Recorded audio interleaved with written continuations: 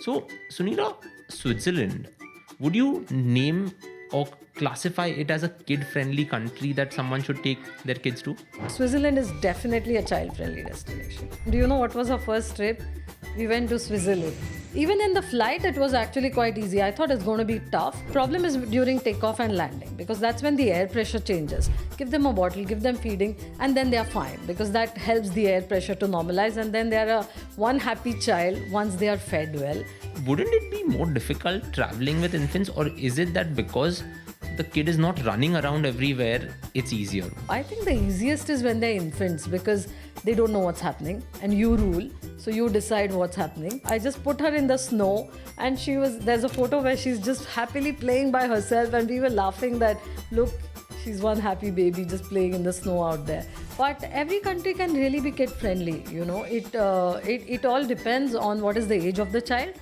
The experiences change accordingly. As a parent and someone who's done all these trips, I've realized that you have to first take care of yourself. Because if you're hungry, you're cranky, you're dehydrated, or you're tired, you can't look after the child. What do children like? They love theme parks, they love beaches and animals. And then in Thailand or in Singapore, you get all of that.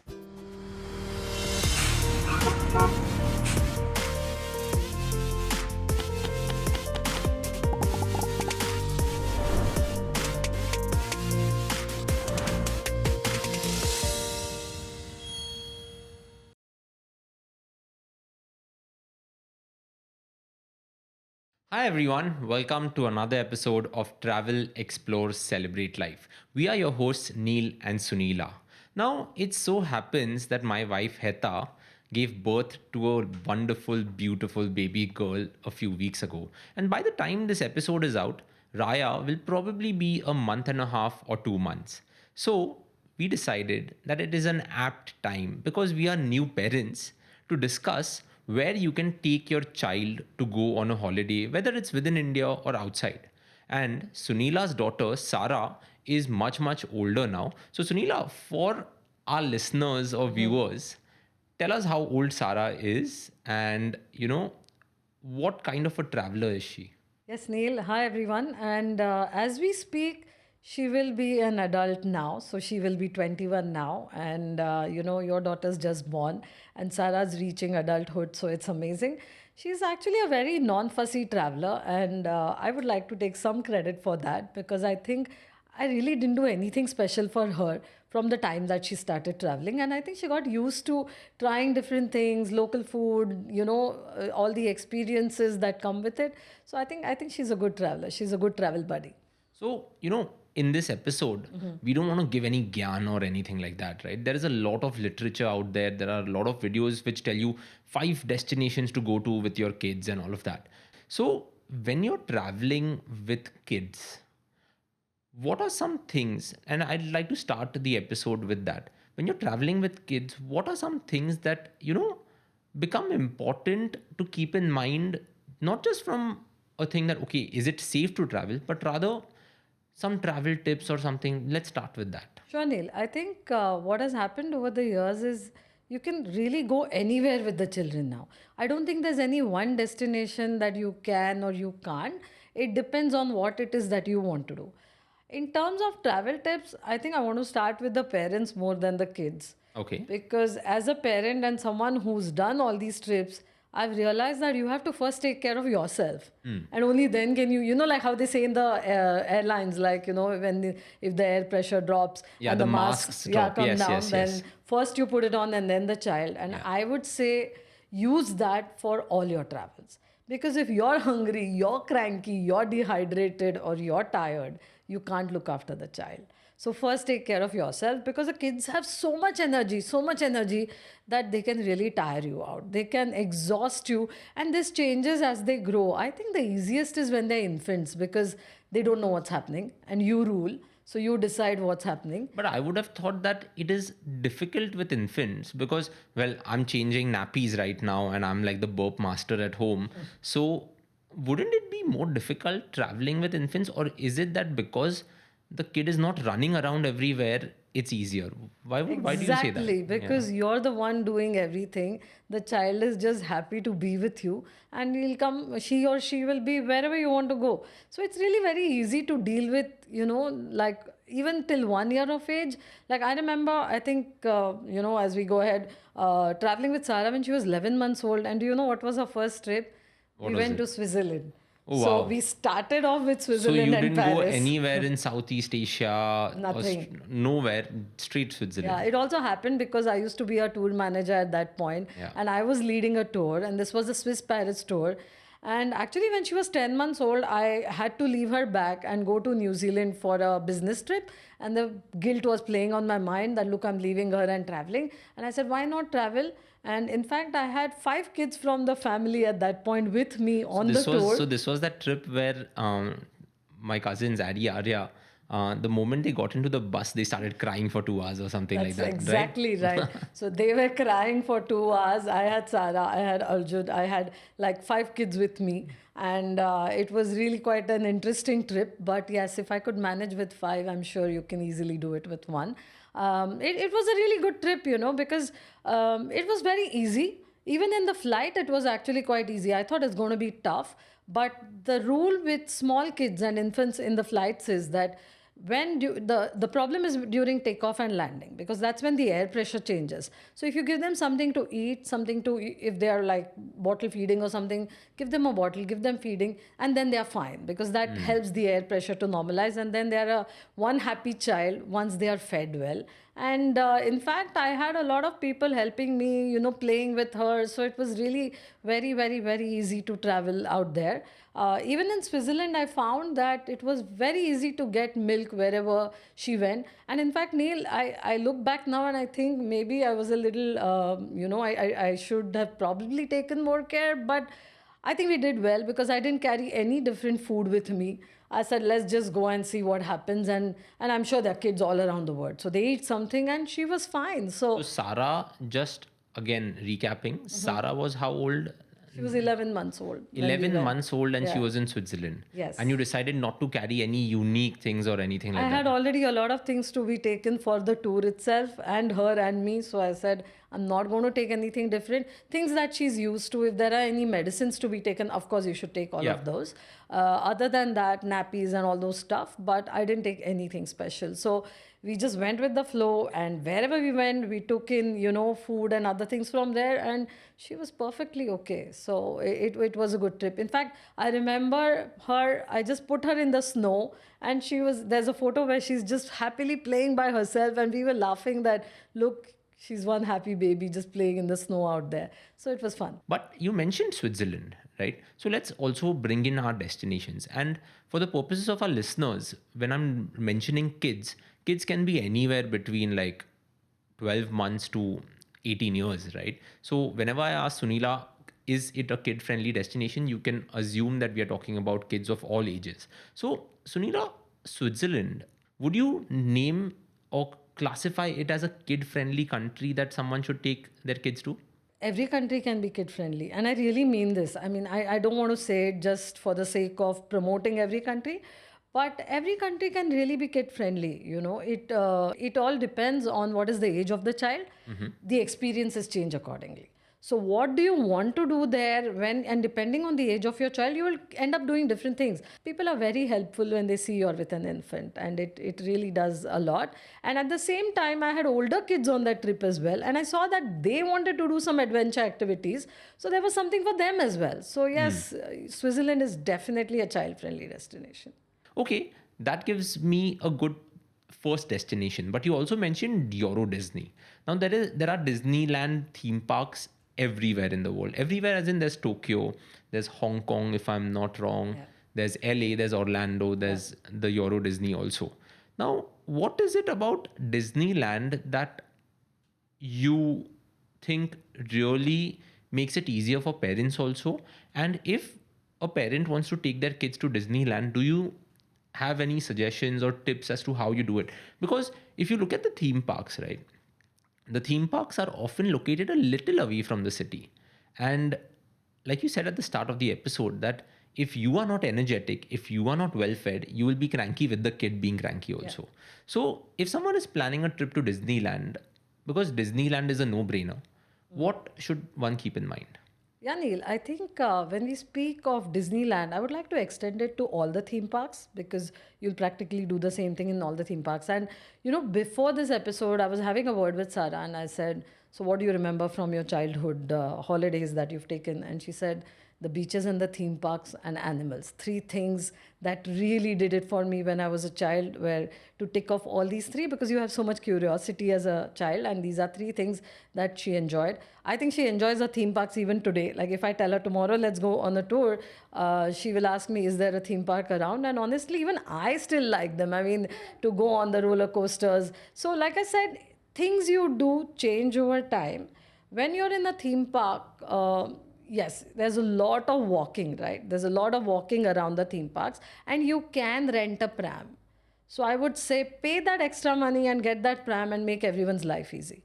Can you take your own pram? You can take your own pram as well, but some places will not allow it because obviously they want you to use their prams. And you can easily rent a pram And wherever then you there'll go. be lockers there, There'll right? be lockers there. So you can, and once you have a pram, it becomes like a little walking locker with you. So you can keep everything in there. Yeah. So I think that makes life very easy, especially with the younger kids. Secondly, if you can, then stay at a theme park. So you have the option to actually stay at a theme park and avoid the long travel. Like you mentioned, they're away from the city.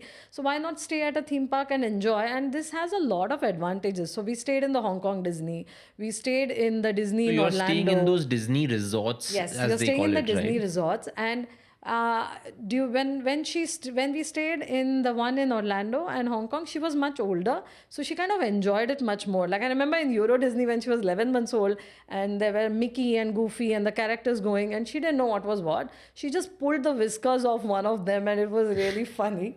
But as she grew older, she got so excited in Hong Kong Disney, and I still have a photograph with the mermaid Ariel and the others, and Sarah dressed in a Snow White gown. So that's a memory that stayed with her. Because what happens when you stay at a theme park, one, the rooms you get are the theme based rooms. Yeah. So kids are excited when they enter the room. Like that really is a holiday for them. Secondly, at breakfast, the characters come in and you can have character Oh, dining. really? So that is fun. Like you have Mickey walking in and greeting everyone, or the others coming in, and that I think has more value for them than even the rides or something. So definitely do that when you're at a theme park. And third, I would say take frequent breaks because you need to have the energy to go on. And I would say one more thing which I remember, I think for her, I was a star when I did that, was at Singapore Universal Studios, and she just looked at me with stars in her eyes because I had a fast pass everywhere I went.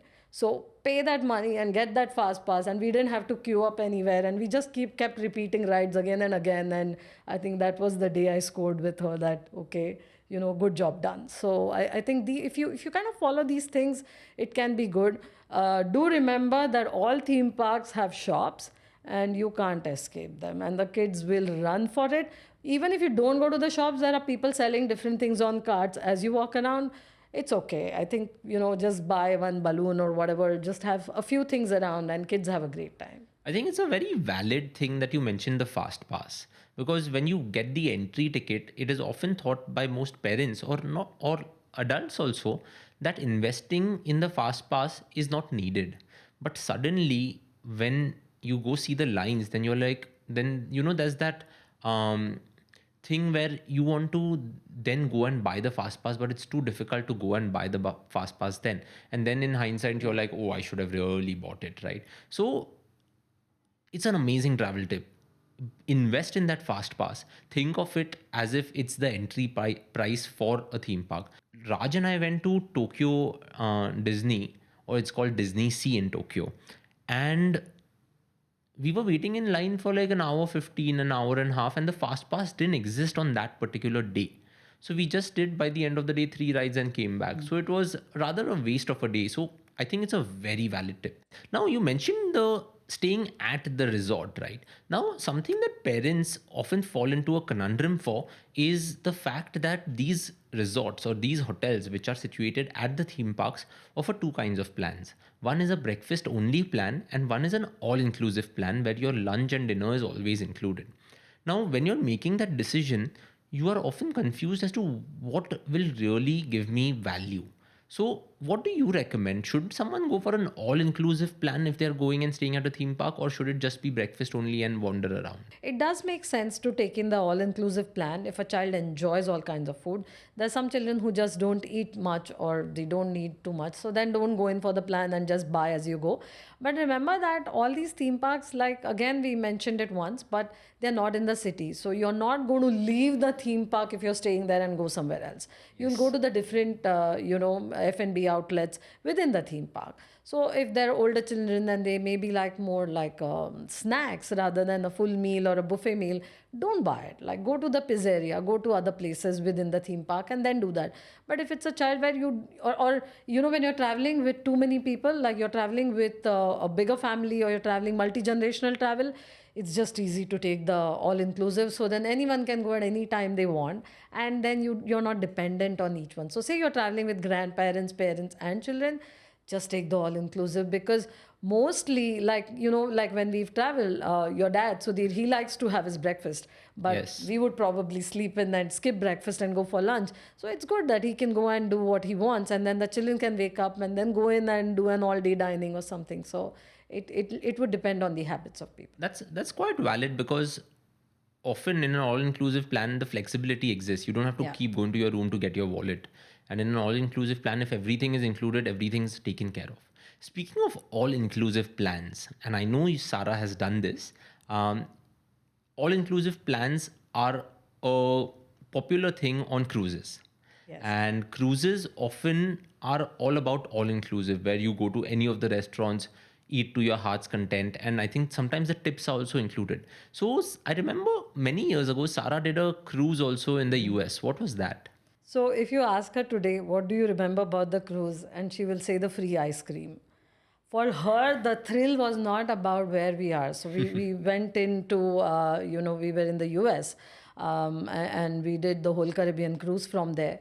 She doesn't remember the island. She doesn't remember anything. She just remembers the soft serve ice cream that she could go and take 10 times a day if she wanted. She didn't, but she could. Just having that freedom that I can walk up and have an ice cream at any time of the day was enough for her to be happy. So, yeah, the all inclusive plans on cruises work really well.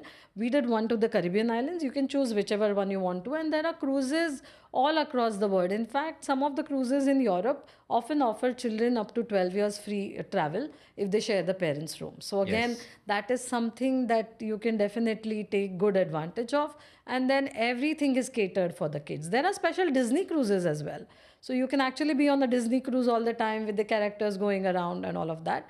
Cruises work really well, especially for, again, multi-generational families. So, if you're traveling with friends or if you're traveling with families and you have a big group, then again, because everything's included, there's no hassle at all. Go in, eat at any time. Most of the attractions are included, the excursions are included, and then you can top up with whatever else that is that you want to do. So with the food, there's a lot of choice. With entertainment, I think one of the biggest advantages being on the cruise is that kids never get bored, because there is so much entertainment, so many kids clubs, that they actually have a great time, and that leaves the parents that little time to have some respite and have some fun on their own as well. So the kids are doing their own thing, the parents are doing their own thing, and then again they're together when they want. So a cruise works quite well. So, speaking of a cruise, right, on our recent episode of 5 Minute Travel Tips, we did what cabin to choose on a cruise. That's important, right? Because cruises are massive today. And if you have a cabin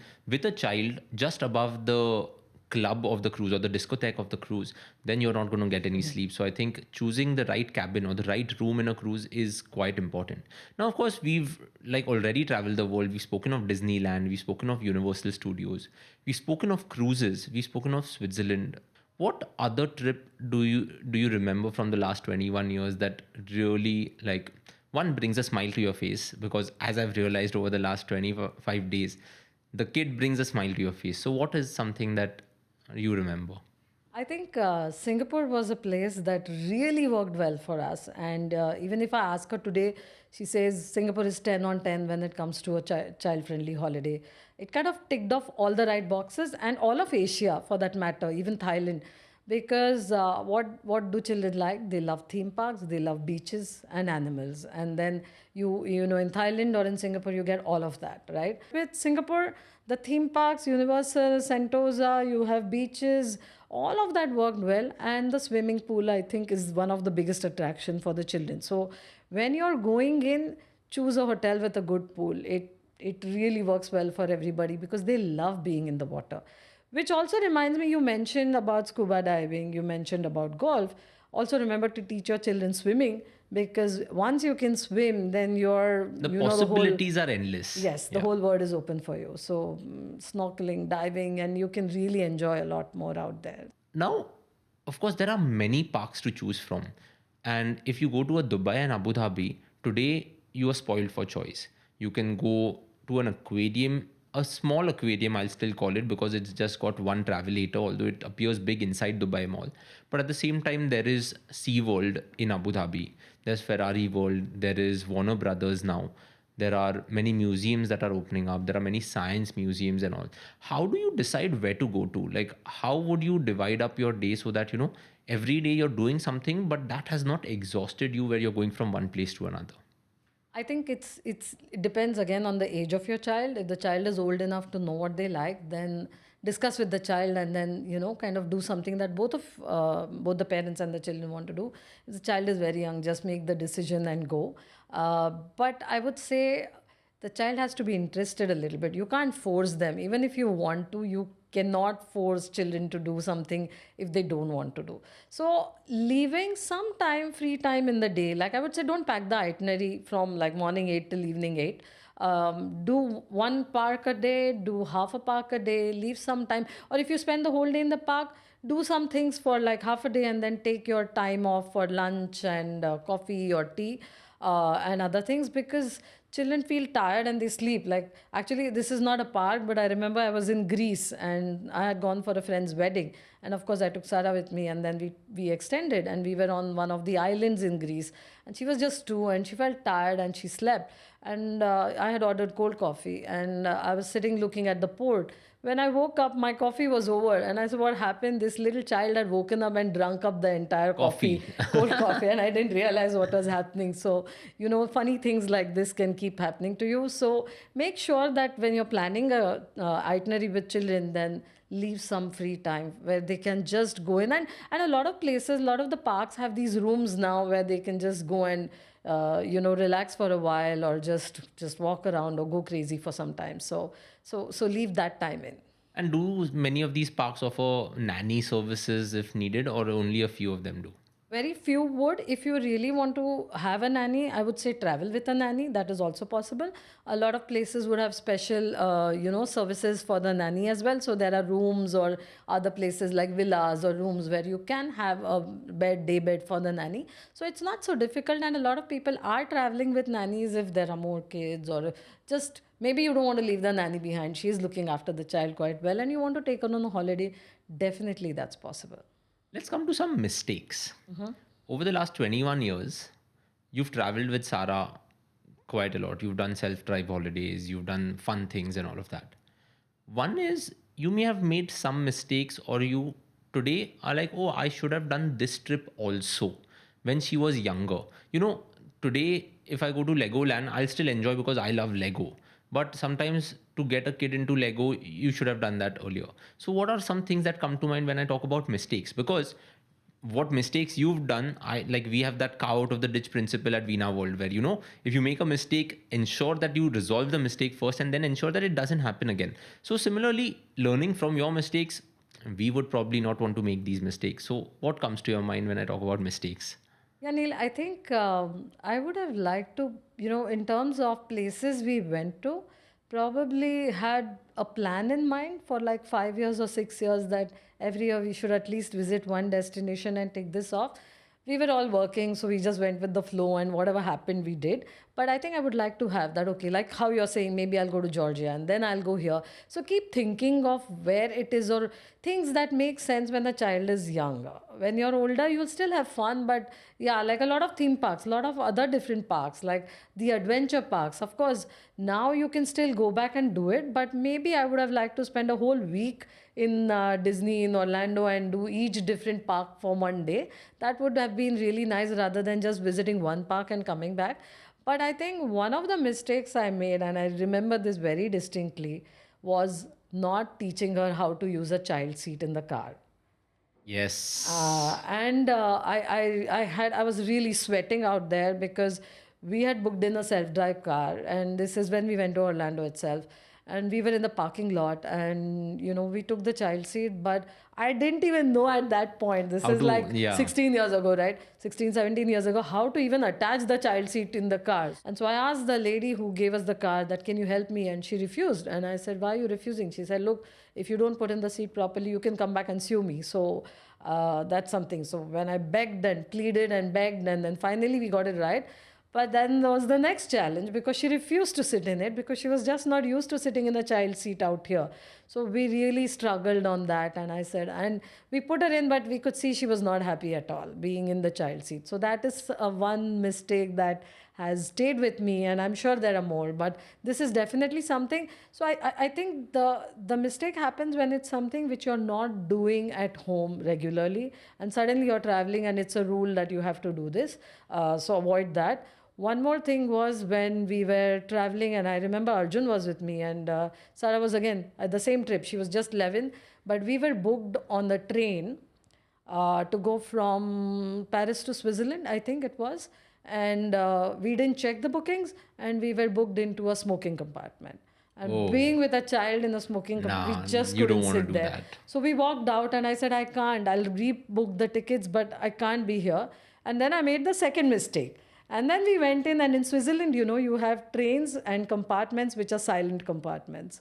Oh, God. So you can't talk. And I entered into a silent compartment, and the three of us were people came in and said, can you be quiet, please? So again, I moved out of the train, and finally we, reached the third train when we were okay. So yeah, there are, you always learn as you I travel, think the you learn. smoking thing is not only for trains, for hotels also, right? Smoking rooms and non-smoking rooms. It's always good to mention. The struggle for the car seat is real because I've been trying to do that for the last 3 days, and the car seat, because the car seat is a seat, but there is also a base to it, right? So that the seat doesn't fall off if there's a break or something. That has to go into these latches that all cars have, or these hooks that all cars have. And the struggle is quite real because the the car seat that I got, I just borrowed it from my friend Chapya, and it is real, and it's quite difficult. But it is a very valid tip that Sunila has given, because if you don't know how to put a car seat, it's not only the US or Europe, anywhere in the world where you want to do a self drive, and I think India will also soon have car seat compulsory rules. You have to know how to do that. Otherwise, you may not have an enjoyable holiday, because the rental company or anyone will just refuse to give you. Now, over the last 30 minutes, we've been talking about a lot of these destinations and all of that. Now, last 5 minutes, right? What would you like to talk about when it comes to traveling with kids? It could be about flying, it could be about another destination that comes to your mind. There are lots of destinations. There's Australia, there's New Zealand, and I think anywhere and everywhere you go, look for child friendly things to do. Look for theme parks, look for beaches. Like Mauritius, I think it's a great destination. So you mentioned mistakes. I would have loved to go to Mauritius with Sara when she was a child, because now I don't think she wants to come with me out there, because those are the kind of places where you can have a resort which is where you can walk out to the beach. So the joy to walk out on the beach, make sandcastles and something, is only something that you enjoy as a child, not so much now. And I think, Neil, one more thing is, I mean, they're children, so be ready. They're going to embarrass you at some point, so you have to be ready for anything and everything that happens during travel. When she was 2, I used to live in Bangalore at that point, and I used to frequent Bangalore, Mumbai quite a bit, and traveling in flight. We mentioned flights, so I would order a child meal, and that's probably what you would do, right? You have a child traveling with you, you order a child meal. and she just refused to eat it. She said, I want what you're eating. And I would end up with the child meal, and she would end up with, because she loved her food from a very young age. And even before the flight took off, she got so used to it. We used to have Kingfisher Airlines then, Yeah. and they really knew how to pamper the people. So the minute the seatbelt went on, our hand used to go up, and I think she's going to hate me for this, but I have to mention this. And she would start screaming in the flight, lemon juice, because they used to serve some lime juice. And she would say, non-veg, non-veg, non-veg, because she wanted her non-veg meal. And if she had a child meal, she was not happy. So I stopped booking her child meals for her, or I was ready that I had to do that. So be ready for all these things. They're kids after all. They're going to have their fun, and you have that fun too. Sometimes I see parents end up scolding the kids a lot, but forget it. You're on a holiday. Leave that aside. So I think that's why I go back to my first point. Take care of yourself first. Drink a lot of water, and make sure the child is drinking a lot of water. It may be water, it may be a drink or whatever, but being dehydrated, if I had to put the number one tip, it would be dehydration. Avoid that when you're on a tour, because you may be in cold areas and you may not feel that thirsty, but you need the water. So make sure that you yourself and your child is hydrated well, and it'll be a great holiday.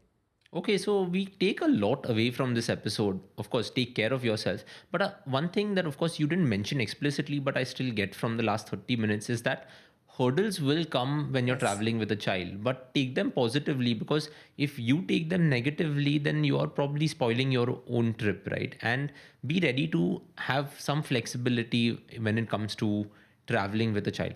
So I have one more tip, Neil. So every time you travel, make sure as Raya grows, and again, as the child grows, that you carry at least one of her favorite toys with her. Don't carry too much, but carry something that she's used to. Maybe a blanket, maybe a toy, just to make her familiar with that object, and she will be much more comfortable. So ensure that they have something, and have some games for the journey, because when you're doing long journeys is when they get restless. Kids want to move. Yeah. As adults we learn to sit, but kids need to keep moving. So you need to keep them engaged, because they have too much energy. So you need to use that energy, and I Spy and other things, games like that. You'll have to make a list of all the games that you can play. I think I overdid it on one of the trips, to the extent that Sara told me, why are you taking my exam? Because I kept asking her, what did we see yesterday? What was this play? And she said, it's like you're making me study. Stop it. So yeah, so make sure you have lot of games on hand. And a lot of games which are actual games and not on your phone, right? Yeah. Because one thing Yeah. is that avoid screen time, and as much as they'll probably do open-ended play, it's always better, right? Awesome. Sunila, thanks a lot for this deep dive into kid-friendly destinations, things to keep in mind when you're actually traveling with kids. So, listeners and viewers, that was our episode of Travel, Explore, Celebrate Life. If you like the episode, of course, subscribe to our podcast wherever you listen to the podcast, and also tell your friends about it. And we would love to hear episode suggestions from you. So, write to us at Neil, Neil, @veenaworld.com, or Sunila, Sunila, @veenaworld.com. Or you can just drop us a direct message on Instagram or Facebook or wherever. We'd love to hear from you, because the more you write to us, the more episodes we do. And thank you for showering your love by listening to all of these episodes. Thank you again, and we will see you next week with another fun episode. Until then, keep celebrating life. Bye.